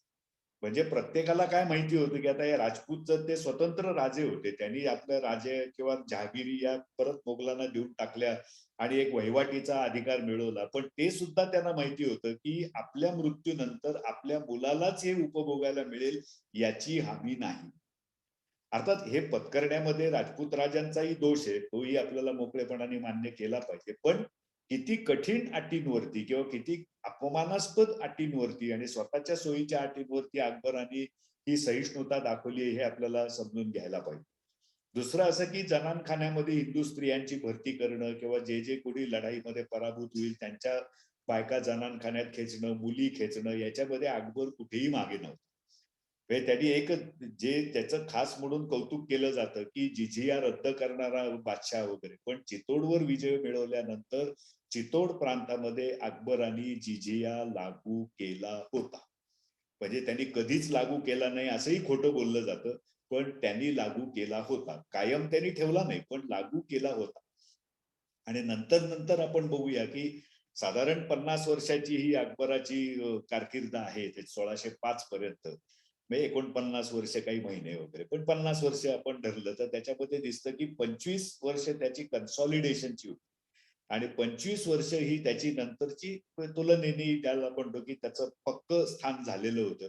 आणि या सगळ्या दोन्ही कालावधीमध्ये अकबरांनी स्वतःला गाझी आणि इस्लाम धर्माचा प्रचारक असंच म्हणून घेतलेलं आहे. आपण त्याला सर्व धर्मभाव चिकटवतो, म्हणजे त्याला तुमचा धर्म चिकटवून घेण्याची बिलकुल गरज वाटली नाही, त्याचं काही त्याला कौतुकही नव्हतं. मक्केशी किंवा उझबेकिस्तानाच्या सुलतानाशी जो पत्रव्यवहार अकबराने केलेला आहे त्याच्यामध्ये तो हेच सांगतो की मी गाझीच आहे, म्हणजे धर्म प्रसार करणारा, शस्त्र हाती घेऊन धर्म प्रसार करणाराच आहे आणि इस्लामचा प्रचार करणं हेच माझं ध्येय आहे.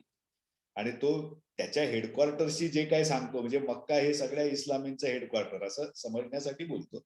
पण त्याच्या वेळेत तिथेही जे त्याचा संपर्क आहे तो याच पद्धतीचा आहे, जे कम्युनिकेशन आहे तो याच पद्धतीचं करतो आणि या गोष्टीचा विसर त्याला कधीही पडलेला नाही. आणि कधीही त्यांनी म्हणजे हिंदूंना त्यांनी उदारपणे काही अगदी ज्याला आपण म्हणतो की अतिशय अपमानास्पद स्थितीतून बऱ्यापैकी अपमानास्पद स्थितीमध्ये आणलं. म्हणजे दगडापेक्षा वीट मऊ एवढाच अकबरामध्ये आणि इतर लोकांमध्ये, म्हणजे औरंगजेब आणि अकबराची तुम्ही तुलना केली तर एवढाच फरक आहे. बाकी काही नाही. पण हे आपण लक्षात ठेवायला पाहिजे की वीट जरी डोक्यात पडली तरी आपण मरू शकतो किंवा गंभीर जखमी होऊ शकतो. त्यामुळे त्याच्यात काही फार मोठं कन्सेशन दिलं किंवा फार प्रेमाने वागला असं भ्रम बाळगण्याचं काही कारण नाही. किंवा त्यांनी कुठल्याही राजपूत राजाला मांडलिकच बनवलं. त्यांना काही कोणालाही त्यांनी स्वतंत्र ठेवलेलं नाही, हे पण आपण लक्षात, की ज्यांनी पिढ्यानपिढ्या त्याची सर्व्हिस केली त्याच्यामध्येही काही आहे नाही. आता आपल्याला एक दिसतं की अकबर हा किती धूर्त राजकारणी होता, की हळदी घाटीच्या युद्धाआधी अकबराला असं, हे त्या पुस्तकात नाहीये पण मी बाकीची माहिती म्हणून सांगतो की हळदी घाटीचं युद्ध ठरल्यानंतर अकबराने ठरवलेलं होतं की राजपूत विरुद्ध राजपूत, त्याच्या विरुद्ध मुसलमान सेनापती नेमायचं नाही. पण दरबारीमध्ये, म्हणजे फतेपूर शिकरी त्याची राजधानी होती तेव्हा, त्यावेळेला दरबारातले इस्लामी जे काही प्रतिनिधी आहेत, मुल्ला मौलवी वगैरे, ते याला विरोध करतील की काफर कैसा हमारा सेनापती या लीडर हो सकता है. तर त्यावेळेला अकबराने काय केलं, म्हणजे त्याचं राजकीय चातुर्य किती दिसतं. आणि दोन्ही सांगतो त्याची दुसरी बाजू, की त्यांनी असं केलं की त्यांनी फत्तेपूर शिकरीमध्ये ही घोषणा केलीच नाही. तो तिथून निघाला, देवदर्शन करतो म्हणाला आणि तो अजमेरला गेला. अजमेरला का जायचा तो, तर ते राजस्थानमध्येच आहे ना, त्यामुळे या राजपूत लोकांवर सुद्धा आपल्याला पूर्णपणे विसंबायचं नाही. सारखं तिथे व्हिजिट देऊन आपला एक दबदबा कायम ठेवायचा. आणि इथे जे त्याला करायचं होतं ते त्यांनी तो त्या ख्वाजा मोईउद्दीन चिश्तीचा तो हे आहे, दर्गा आहे तिथे, तर त्याच्या दर्शनाला जातो असं. आता ते तर तिथे फार शिष्ट संमत होतं, त्यामुळे ते कारण सांगून तो निघाला, पोचला आणि तिथे त्यांनी घोषणा केली की आपल्या सैन्याचं सेनापतित्व हे राजा मानसिंहकडे मी दिलेलं आहे. आणि दुसरं तुम्हाला सांगतो या नाण्याची दुसरी बाजू, की त्याच्या पदरी एक धर्मगुरू होता, त्याचं नाव बदायुनी. तर या बदायुनीनी त्याला एक परवानगी मागितली, की तो म्हटला, हुजूर मला तुम्ही माझ्या या धार्मिक कार्यातून जरा रजा द्या. तर अकबराने विचारलं, कशाला पाहिजे तुला रजा? तर तो म्हणला की माझी ही मुस्लिम दाढी आहे ती मला हिंदूंच्या रक्ताने रंगवायची आहे.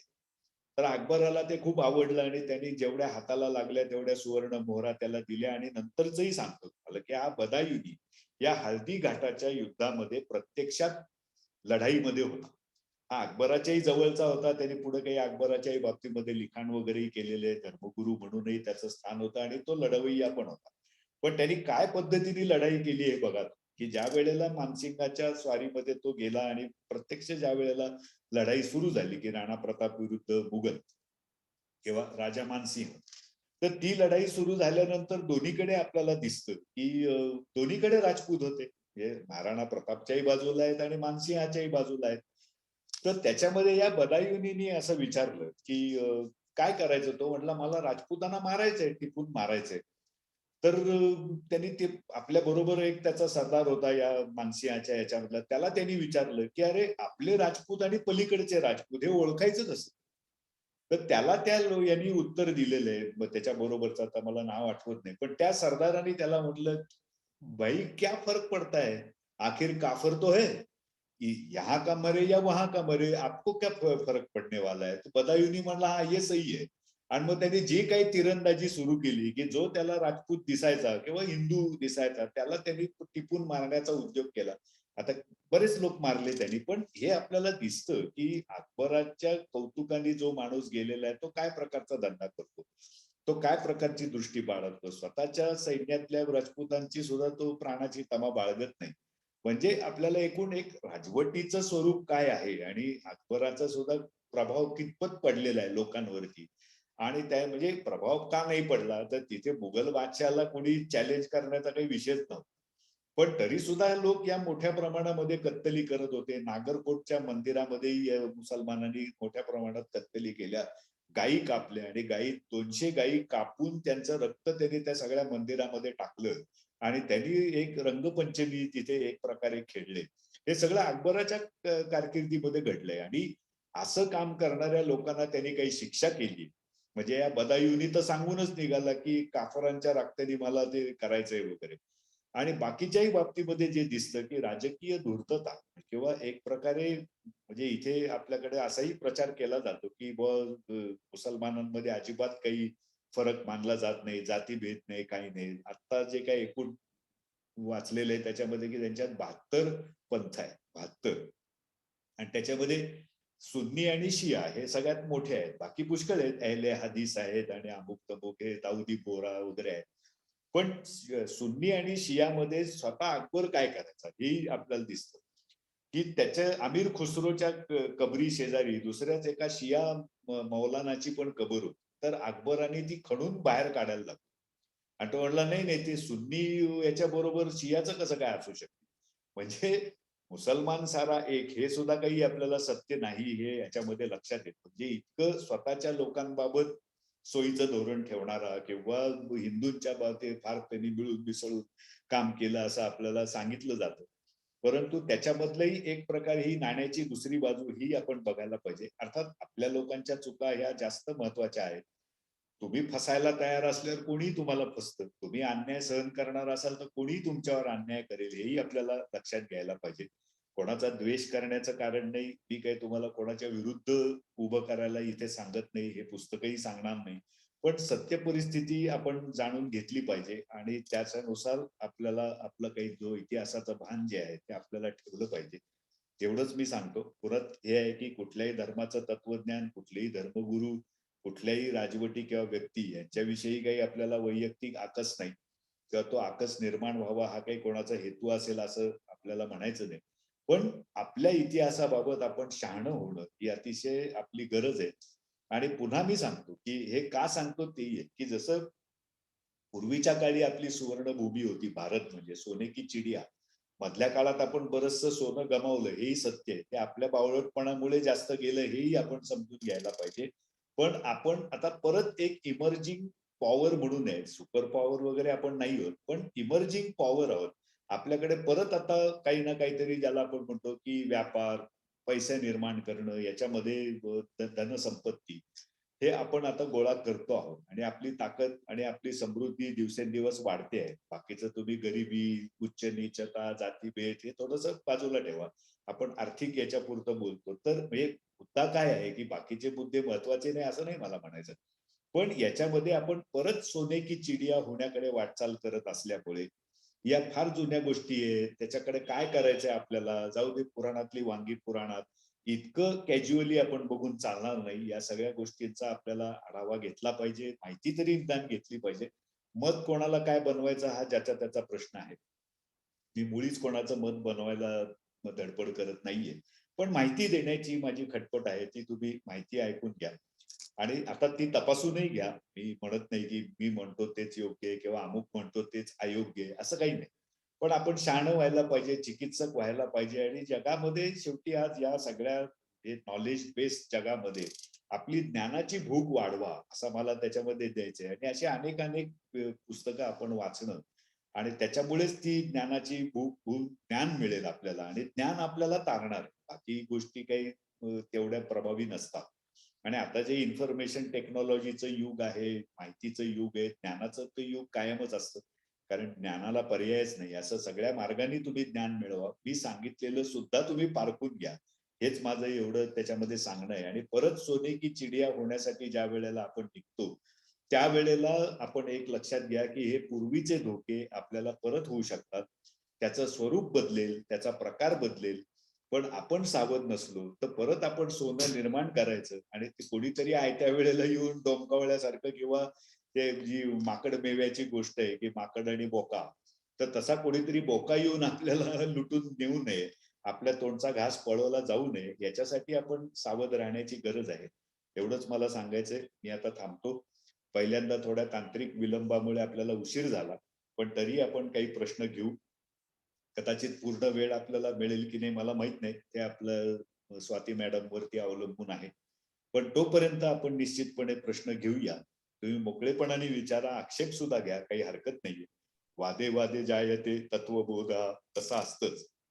मलाही काही नवीन माहिती समजली किंवा माझी काही चुकीची आहे असं कळलं तरी मला ते आवडेल. त्यामुळे आता विचार. धन्यवाद सर. आपण एक व्हिडिओ बघूया.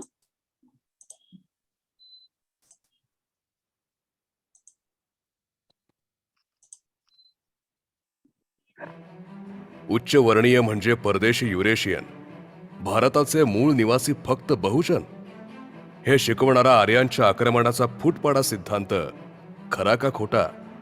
वाचा. भारताचा इतिहास म्हणजे फक्त पराभवांचा इतिहास, हे सांगून देशाचा आत्मसन्मान नष्ट करणारा इतिहास खरा का खोटा? वाचा.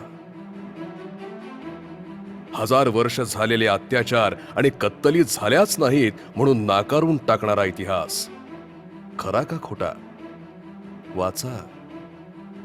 सम्राट अशोक आणि बादशाह अकबर खरंच होते का द ग्रेट? वाचा.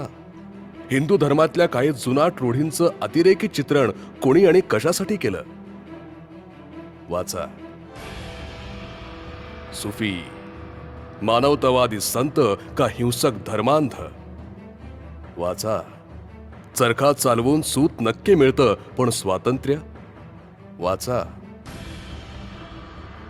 भारताच्या इतिहासात जाणून बुजून करण्यात आलेल्या दिशाभूलीचा पर्दाफाश करणारं नवं कोरं पुस्तक असत्यमेव जयते.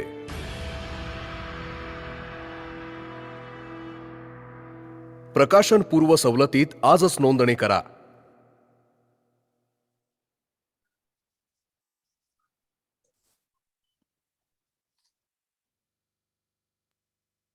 आता आपण प्रश्नोत्तरांकडे वळूया. मी ज्यांचं नाव घेईन त्यांनी स्वतःला अनम्यूट करून प्रश्न विचारावा. पहिला प्रश्न अभिजित विचारतायत, त्यानंतर अमोल जोहारी यांनी तयार राहावं. अभिजितजी अनम्यूट करा आणि विचारा.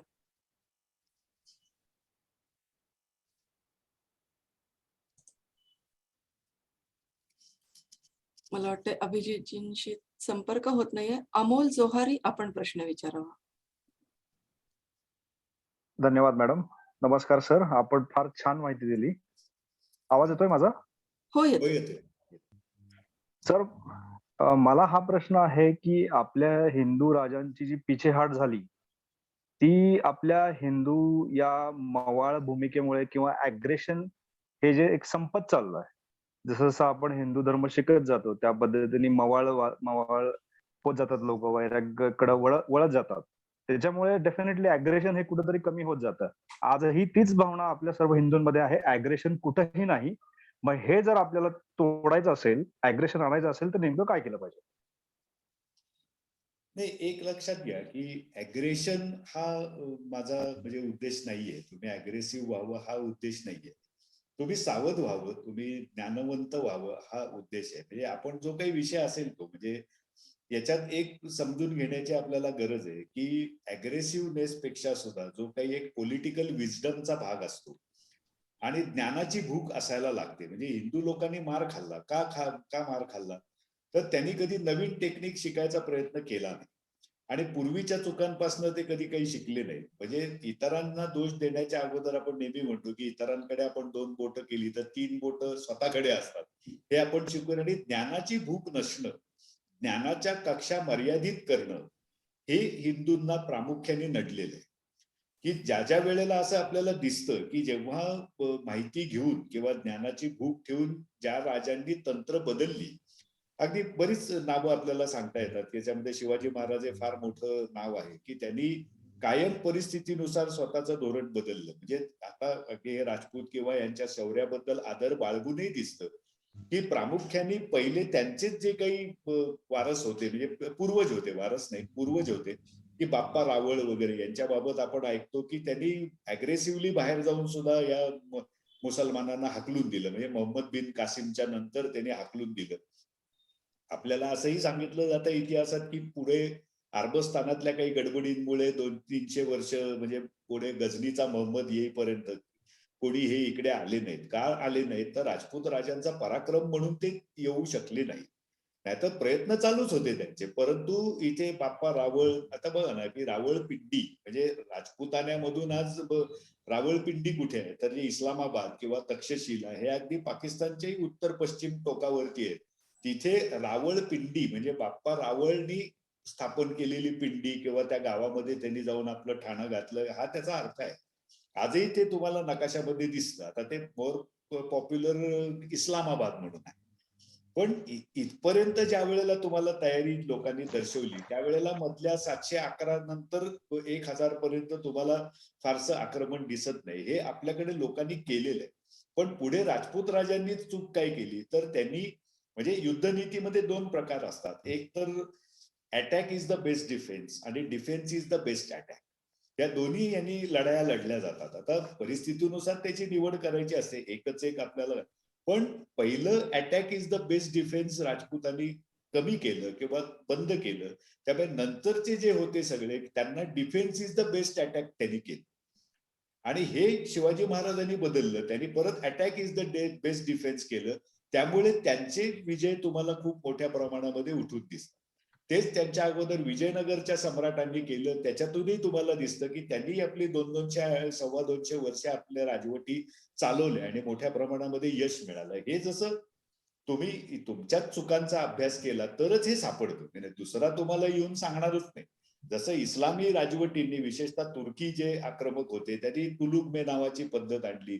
त्यांनी तोफा आणल्या, बंदुका आणल्या, तिरंदाजीची म्हणजे घोडेस्वारीची वेगवेगळी तंत्र त्यांनी तुम्हाला केली. त्यांची संख्या कमीच होती ना तुमच्यापेक्षा. पण कमी संख्या असताना जास्ती संख्येच्या शत्रूवरती मात कशी करायला पाहिजे, हे ज्ञान आपल्याला कसं मिळेल, हे जेव्हा त्यांनी विचार केला त्यावेळेला त्यांना आपल्या विरुद्ध विजय मिळालेले आहेत. शौर्य आपल्या कुठल्याच जाती जमातीमध्ये कमी होतं म्हणून आपल्याला मार नाही खावा लागला. पण तंत्र आपल्याला बदलता आलं नाही. त्याच्यासाठी ज्ञानाची कास आपण धरली नाही म्हणून आहे. म्हणजे इंग्लंड हे युरोपमध्ये इतर राजवटींपेक्षा, म्हणजे जसं आपण म्हणतो ना की औद्योगिक क्रांतीचा इंग्लंडमध्ये जन्म झाला, त्यामुळे ते कायम इतरांच्या पुढे राहिले. बाकी इतरही कारण आहेत म्हणजे त्यांची देशभक्ती, शिस्त, अमुक तमुक. त्यामुळे युरोपीय देशांमध्ये सुद्धा इंग्लंडचं इतकं मोठं साम्राज्य निर्माण झालं, बाकीच्यांचं का नाही, तर ते आहे. किंवा युरोपियन लोकांनी मुळात भारतीय लोकांना पराभूत का केलं, तर त्यांच्याकडे जो रेनेसॉन्स झाला, सांस्कृतिक पुनरुत्थान, ते आपल्याकडे नाही झालं, त्यांच्याकडे झालं. म्हणून ते विजयी झाले आणि आपण मार खाल्ला. हे समजून घ्यायला पाहिजे. पण सर डिफेन्स जे तुम्ही म्हणता ना, defence is the best attack, तर आता सुद्धा आपण तेच करतोय. शस्त्रसंधी त्यांच्याकडनं आधी होते, नंतर त्यांनी 100 गोळ्या मारल्या की आपण 100 मारणार. आताही तेच होतंय. म्हणजे आपण आधी जाऊन कधी त्यांना असं प्रत्युत्तर देत नाही. आणि जर असं आपल्याला प्रत्युत्तर द्यायचं असेल तर त्या अग्रेशन शिवाय काय पर्याय आहे? म्हणजे जर तुम्ही म्हणत असाल तर मुस्लिमांनी आपल्या भारतामध्ये येऊन राजवट का निर्माण केली? कारण की त्यांना इथे काहीतरी दिसलं की बाबा मला काहीतरी हिसकावून घेता येईल म्हणून. आणि ऑब्व्हियसली त्याच्यामध्ये एक अग्रेशन होतं. तर त्याच्याशिवाय हे कसं शक्य आहे?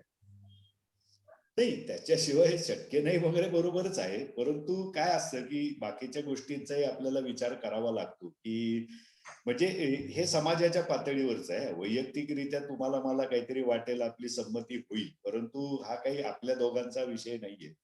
पण सगळ्या पातळीवरती याला आक्रमण करायला पाहिजे, याला एक प्रकारची जी मानसिकता लागते ती तुमच्याकडे अजूनही निर्माण झालेली नाही.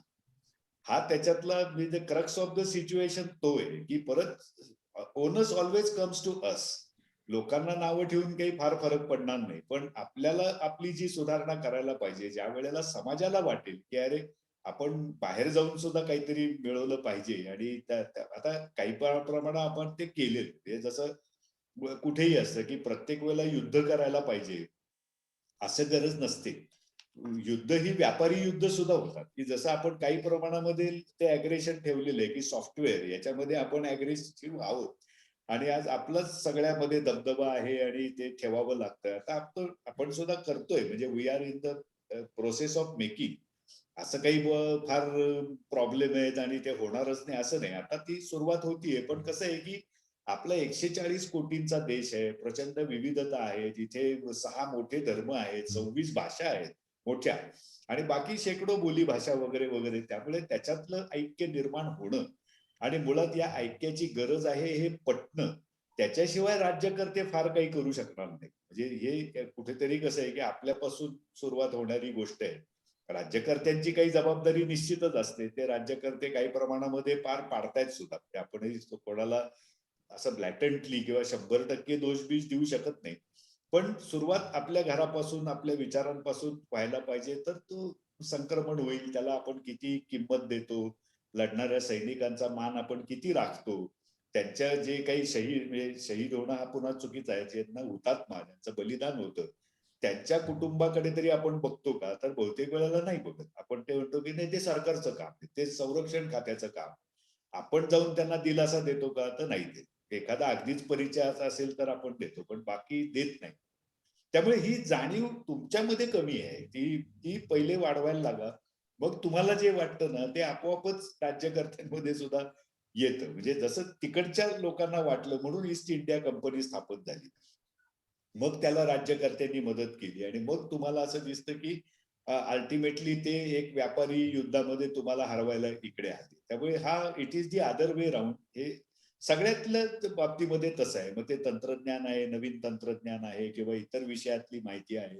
ते तुम्ही केल्याशिवाय तुम्हाला जे पाहिजे तसं तुम्हाला what you sick the aggression त्याला खूप वेळ लागेल आणि त्याच्याशिवाय ते येणार. ओके, धन्यवाद सर. पुढचा प्रश्न दीपक जी विचारतील, त्यानंतर धनंजय लाटकर यांनी तयार राहावं. दीपकजी अनम्यूट करा आणि विचारा. नमस्कार. आपले साहेब, सकाळी आपण बांग ऐकतो त्यावेळेला अल्लाहू अकबर असं म्हणतो. आपल्या पुराणात लोकांना कृष्ण आणि रामकृष्ण वगैरे यांचे आवाज येतात, पण इतिहासातला कोण असे अकबर आहे का की त्याचं नाव अल्लाहू अकबर सारखं घोषित होतं? दुसरी गोष्ट म्हणजे आझादीने जे लोक आहेत ते यहुदी लोक किंवा पारशी लोक किंवा जीव लोक हे आहेत का, असं समजायचं का?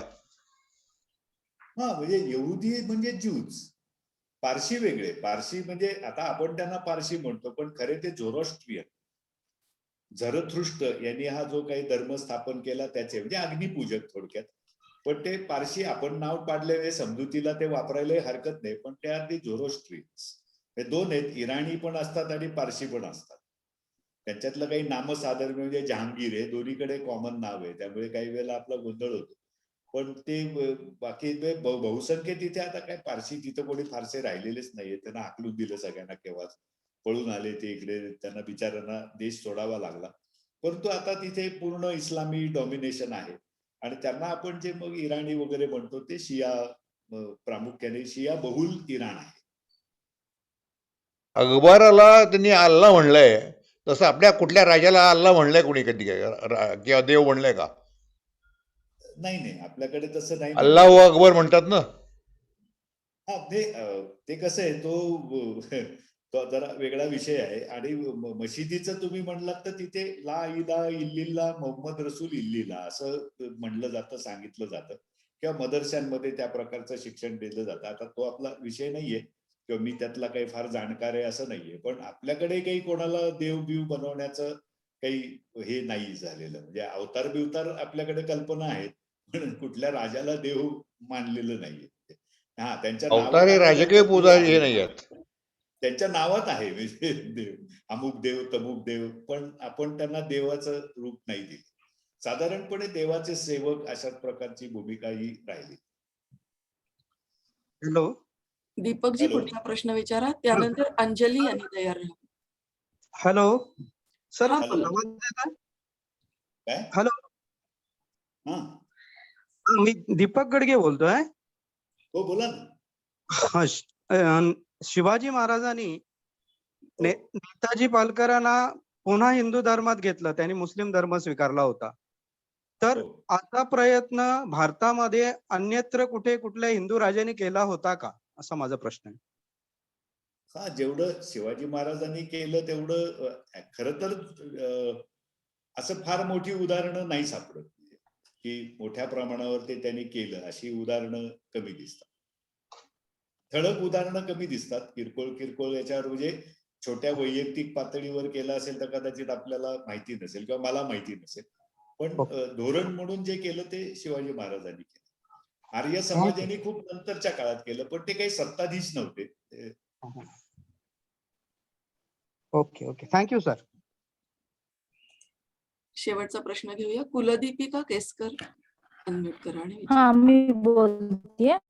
हा, आज आपल्या शालेय जीवनामध्ये राष्ट्रधर्म हा शिकवला जात नाही असं मला तरी वाटतंय, कारण मी शिकलेली आहे. असं राष्ट्रप्रेम असं काही दिसत नाही. आणि दुसरा प्रश्न म्हणजे धार्मिक शिक्षण आपल्या शालेय जीवनातही दिसत नाही. तर ते जर आणायचं असेल तर काय प्रयत्न करावे लागतील?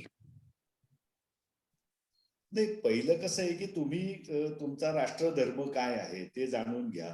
ते तुम्ही आता हे कसं आहे की शिक्षणक्रम, अभ्यासक्रम हे थोडेसे जटिल उपक्रम आहेत. कारण काय आहे की हा कॉमन लिस्ट मधला विषय आहे. म्हणजे केंद्र सरकार पण करू शकतं, राज्य सरकार पण करू शकतं. त्यांच्यामध्ये पुन्हा एकमेकांमध्ये सामंजस्य आहे का? आणि मग आता जसंही नवीन राष्ट्रीय धोरण शिक्षणाचं आलेलं आहे, अजून चर्चेमध्ये आहे. त्याच्यावरती खूप म्हणजे राज्य पातळ्यांवरती टीका चालू आहे. तर त्यात राजकारणाचा भाग जास्त आहे. आता कुठलंही धोरण हे आदर्श असतं किंवा अगदी म्हणजे ऑल प्रूफ असतं असं काही म्हणता येत नाही. त्या त्या माणसांच्या दृष्टिकोनातूनही त्याच्यातही त्रुटी असू शकतात.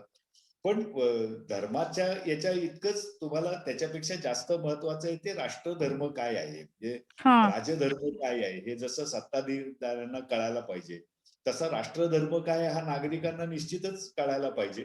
आणि त्याच्यासाठी मग तो ते विषय महत्वाचा आहे का? तर आहे. अजून एक छोटा प्रश्न म्हणजे प्रत्येकाने आज शस्त्र शिकणं कितपत आवश्यक आहे? फिजिकली अर्थात हा म्हणजे आत्मसंरक्षणासाठी. बरोबर आहे. स्वरक्षणासाठी तुम्हाला शस्त्र, तुम्ही काही शिक्षण घेतलं तर निश्चितपणे अगदी शस्त्र न घेता सुद्धा जे काही तुम्हाला स्वसंरक्षण करता येतं, ज्या काही जुडो, कराटे वगैरे असे काही बरेच आहेत विद्या, त्या शिकायला हरकत काहीच नाहीये. चांगली गोष्ट आहे. कारण भले तुम्हाला म्हणजे सुदैवाने अशी वेळच येऊ नये त्या कौशल्य वापर करण्याची, पण आपल्याला एक कौशल्य किंवा शस्त्र आपल्या जवळ आहे किंवा आपण ते घेऊन वापरू शकतो, याच्यातून तुमचा वैयक्तिक आत्मविश्वास तर नक्कीच वाढेल. आणि ज्यांच्या कामाचं स्वरूप काही वेळी अवेळी फिरण्याचं असेल, विशेषतः त्या जर महिला असतील, तर आता पुरुषांनाही धोका नसतो असं काही नाही, पण विशेषतः महिलांना त्याचा जास्त आत्मविश्वास वाढायला मदत होते. मग हे जर शाळेतून प्रोत्साहित केलं मुलांना तर अधिक चांगलं होईल, नाही का? हा, होईल ना, पण ते आता तो निर्णय तुम्ही किंवा मी घेऊ शकत नाही ना. म्हणजे चर्चा म्हणून ठीक आहे की असे झाली सोय तर चांगलं आहे, पण तो आपल्या कक्षेतला विषय नाही. ठीक आहे, धन्यवाद दादा. धन्यवाद दादा. अलका व्यास पुढचा प्रश्न विचारा. नमस्कार. हॅलो, डॉक्टर अलका व्यास. बऱ्याच अशा सतत ऐकतो आणि आपण करतो आणि आपण आपापसात सगळं बोलतो, पण शेवटी सगळं सत्ताधाऱ्यांच्या हाती असतं.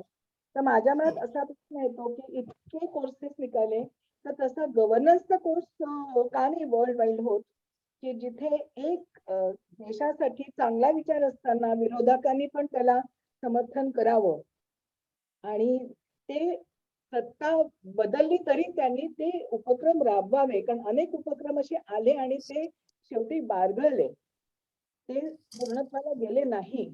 आणि असं असताना जर सगळ्याच गोष्टीचं उत्तर सत्ताधाऱ्यांच्या हातात आहे, तर मग गव्हर्नन्स इम्प्रूव्ह करण्यासाठी काय करता येईल आपल्याला? एज्युकेशन का नाही गव्हर्नन्सचं आपल्याकडे? नाही, हे बघा, या विषयावरती शिक्षणक्रमच नाही असं काही नाहीये. आणि हे पहिलं लक्षात घ्या की याच्यातला महत्वाचा मुद्दा जो आहे तो तुम्ही लक्षात घ्या की सरकार आपल्यावर अवलंबून आहे. हा कॉन्फिडन्स आपल्याला असला पाहिजे की मी मत देतो म्हणून तो निवडून येतो, म्हणून तो सरकारात जातो. नाहीतर आपल्याकडे काय आहे की एक चुकीची मानसिकता म्हणजे आपल्या नकळत आपल्या डोक्यात शिरलेली आहे आणि अगदी ती आता मनात रुतलेली आहे की सगळं काही करायचं ते सरकारने, आपण काय करायचं, आपण काही नाही करायचं. आपण अपेक्षा व्यक्त करायच्या, ती पूर्ण झाली नाही म्हणून हळहळ व्यक्त करायची आणि गप्प बसायचा. हा जो एक आपण स्वतःसाठी एक अभ्यासक्रम स्वतःचाच नेमलेला आहे, त्याच्यातून जरा बाहेर पडायची गरज आहे की सरकारच मुळात आपल्या मताने येतं. हा कॉन्फिडन्स आपल्यामध्ये नाही. आपण म्हणतो एका मताने काय होणार, मग अनेक जण मतदानही करत नाहीत, त्या दिवशी ट्रिपला वगैरे जातात, अशा अनेक गोष्टी आहेत. आणि ते इथे बदललं पाहिजे. मतदानाचा अधिकार बजावला पाहिजे. कोणाला मतदान करायचा हा ज्याचा त्याचा प्रश्न आहे. परंतु अशा वृत्तीची किंवा अशी आपल्याला पाहिजे असणारी मुळात आपल्याला कळतं का की आपल्याला कशा प्रकारचा राज्यकर्ता पाहिजे? तर नाहीये. लोकशाहीमध्ये हे जे म्हणतं की सरकार वाईट असेल तर त्याचा नियमच असा आहे की लोकांना त्यांच्या लायकीप्रमाणे सरकार मिळतं. त्यावेळी आपण आपली लायकी वाढवत नेणं हा एकमेव त्याच्यावर मार्ग आहे. थोडासा दीर्घसूत्री आहे. कदाचित 2 वर्ष लागतील, 10 वर्ष लागतील, पण दॅट्स द ओनली वे. आपोआप कोणी काही बदलणार नाही जादूची कांडी. आपण निवडून देतो तर आपल्याच सुधारणा. हा मार्ग करण्यासाठी खूप अडथळे आहे, मीडिया अडथळा आहे, जातीवाद अडथळा आहे, ओपन कॅटेगरी. हो, हो. तो अडथळे असणारच आणि एक असंही मानू नका की आपल्याकडेच अडथळे आहेत. इतरांच्याकडे कमी जास्त आहे. आपल्यापेक्षा दसपट अडथळे आणणारेही असणारेही देश आहेत. तेही आपण समजून घेतलं पाहिजे. म्हणजे तोच मी म्हणलं की थोडासा स्वतःचा आत्मविश्वास वाढवणे, त्याच्यासाठी ज्ञान वाढवणे, हे तरी आपल्या पातळीवरती शक्य आहे आणि तेवढंच आपण करावं. राज्यकर्त्यांवर जेव्हा परिणाम होईल तेव्हा होईल. शेवटचा प्रश्न घेऊया. स्वरा वेलणकर विचारा.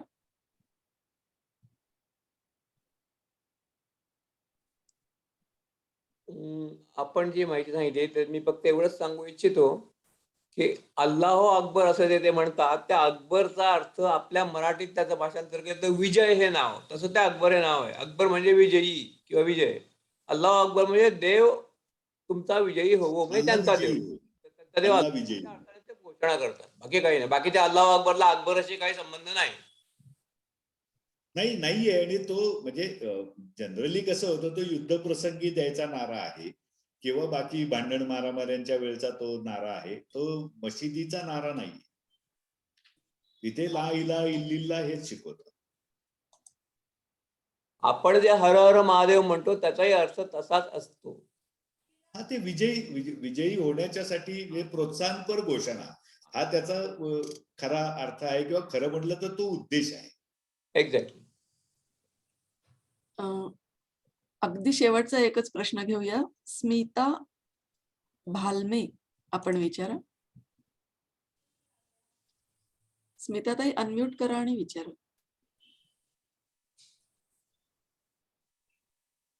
हॅलो. हॅलो. हा हो, बोला. येतंय. बोला. हम्म. हो, हो.